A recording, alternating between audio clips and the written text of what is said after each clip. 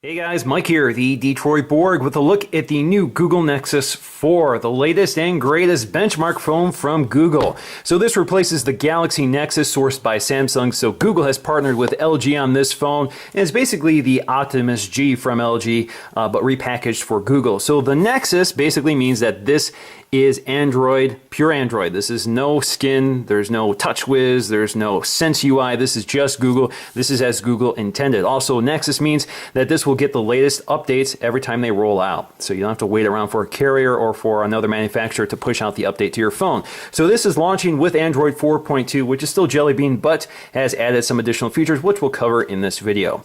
Now, spec-wise, we have a 1.5 gigahertz quad-core Snapdragon processor. We have 2 gigs of RAM, and we have 2 storage options. We have 8 gig or 16 gig, and there is no expandable storage here, so you can't add an SD card to bump up the storage, so you probably want to go with the larger size. Now, 8 gig starts you off at $300, and for 16 gig, you can get that at $350 at the Play Store, and that's unlocked. So that's a good, quite a good deal for a really high-end phone. Now, this does not have LTE 4G, so you're going to have to make do with HSPA Plus on GSM networks. In the United States, that means AT&T or T-Mobile. On the back, we see some of its major features highlighted, including the fact that this is totally wireless, so we do have NFC technology as well as wireless charging. So let's go ahead and crack this open and take a look around. So we have this little sleeve to pull up, and we have the box within a box, and we're going to have to cut some seals here to get inside. All right, so we cut those seals, I'm going to drop it, and there is our very black Nexus 4. So let's take a look around. All right, so let's just lift this out, and you can see the Nexus 4 there with that very sparkly back panel. We're going to take a look at that in just a minute while we take a look at the package contents. We have that little tray here. Inside we have our literature. So let's take a look to see what we get inside that packet.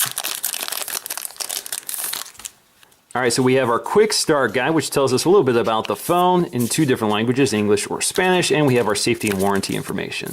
We also have our USB charging cable, which is a micro USB. We have a little SIM ejection tool here, and we have our USB wall adapter for charging the phone. Now with the plastic removed, you can see we have that LG branding. All right, getting back to the phone, you can see it's covered in plastic, so let's go ahead and peel this off. You can see that the plastic actually indicates the functions of the buttons. So let's go ahead and peel this off. All right, on the back, we got one more piece. And there we go. All right, with everything booted up, we can go ahead and take a look around the device. So here we have that 4.7-inch IPS Plus display. This is LCD, replacing that AMOLED display from the Galaxy Nexus. So this gives us a much higher screen resolution of 1280 by 768, which is good for 320 ppi. This is right up there with the iPhone's resolution, but over a larger screen. Now, because this is a Nexus device, we do have on-screen Android controls rather than capacitive touch buttons on the bezel like a lot of manufacturers tend to do.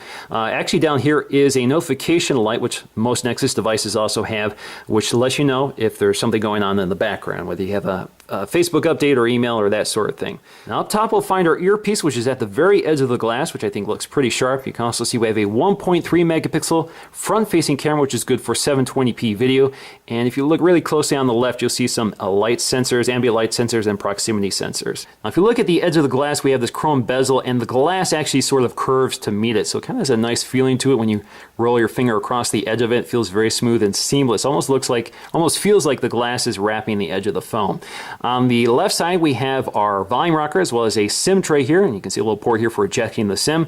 Toward the bottom, we have our micro USB port for charging. We have a microphone as well as these 2 screws to open up the device. On the top, we have a headphone jack as well as another microphone. On the other side, we have our sleep, wake, or power on and off button.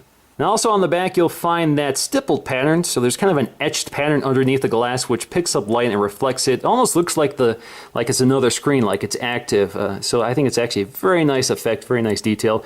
On the back, you can see we have an 8 megapixel autofocusing camera, which is backside illuminated, very similar to the iPhones. This also supports face detection, autofocusing, auto exposure, and all those traditional things we're used to with phone cameras. We also have an LED flash right below that. We have our Nexus branding. Toward the bottom, we have our LG branding as well as a little speaker right here. Now, Android 4.2 makes some of the biggest changes on the lock screen. So on the lock screen, you can now swipe to the left to launch the camera app. And there's some changes to the camera app which we'll explore a bit later. You can also add widgets here. So we have full screen widgets. If you swipe left, you can add one. You can see we have some selections here. So we're going to add my Gmail, and we're going to add my inbox here. Now there's a little bug here. In order for it to resize to the full screen, you have to close it and lock it and wake it up again. So if you swipe, you can see we now have our full screen email widget here, which I can read. And you can add another widget. You can keep adding widgets here. So let's go to calendar. Again, lock it, wake it back up, and it should be in its right place. There we go. You can also remove them just by tapping and holding them and taking them up to remove. Again, very similar to the home screen. You also have a clock here, which gives you some controls like your alarm settings here, so you can set your alarms. You can also select a timer here, another timer, and so you get some quick controls from the lock screen. And of course, you can still launch Google Now from the lock screen, so you get a little circle here and just swipe up, takes you right to Google Now. Now 4.2 also adds this quick settings control up here, so it gives you access to things like your brightness control, settings, your battery indicator, Bluetooth on and off, airplane mode, also your network settings. So for example, if we tap brightness here, we can control our brightness on screen right here, or we can set it to auto. Now as for the stock interface here, you can see that they've given us some widgets here. So we have the My Library, which will aggregate your Google library. That includes things like your books, music, movies, etc. So it all appears in this app, and you can tap on any one of them to jump right to it. We have a clock here. We have a folder full of Google apps. So plenty of apps here. So play magazines, play books, play movies, play music, YouTube, Google Talk, calendaring. We also have our contacts, Play Store, Maps, etc. We have our Play Store right on the home screen. We also have this recommended app or recommended widget here for recommending content from the Play Store, and you have room to grow. And of course, you can tap on the app drawer to get to more apps such as Google Wallets, Movie Studio, navigation, and etc. Now the camera app has some major changes here. So for example, if we tap and focus, you can see we get a little animation here, which indicates the fact that the camera is focusing. So you'll see green for focus, red for not focused yet. You can also tap and hold to get to your settings. So instead of pressing the settings button here, you can quickly access them. So you can switch your camera, you can switch on HDR, you can change your flash settings. So you can scroll to flash auto or flash on. You can also go to your exposure compensation here, so you can change your exposure. You can also go to settings here, so that'll launch your settings, and you can select scene mode to auto, store location, picture size, 8 megapixels, and if you tap on any one of them, you can go ahead and change them as you want. You can also activate that just by tapping the right corner here, and that'll bring up the same controller. Now, one of the biggest new features with Android 4.2 is sphere mode. So in addition to panorama, video, and still mode, you now have sphere mode, which uses the gyroscope and accelerometer and those other sensors in the phone to allow you to take a full 360-degree photo of wherever you are. So basically, you take a bunch of still photos and it kind of coaches you along. So all you have to do is position the camera along those blue dots, and it will automatically take the photo for you. And as you do so, it knits them together. And you can also hit this back button to undo it. You can see the back button in the upper left or upper right corner.